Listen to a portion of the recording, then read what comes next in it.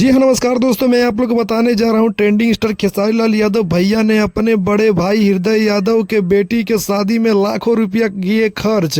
अपने परिवार के साथ और अपने बेटा बेटी पूरे फैमिली के साथ आए अपने गांव, और अपने गांव में अपने भतीजी के शादी में पूरा फैमिली के साथ एंजॉय किए और लाखों रुपया इस शादी में अपने भतीजी के खर्च किए। खेसारी लाल यादव नेक दिल के इंसान इसीलिए कहलाते हैं कि हर कोई के साथ मिलजुल कर रहते हैं और फैमिली के साथ हमेशा टाइम व्यतीत करते हैं। खेसारी लाल यादव देख सकते हैं आप लोग, अनेक प्रकार के तस्वीर अपने भतीजी के साथ नज़र आ रहे हैं और जो उनका दामाद बने हैं उनका साथ दिखाई दे रहे हैं यह तस्वीर में, और अपने पत्नी के साथ।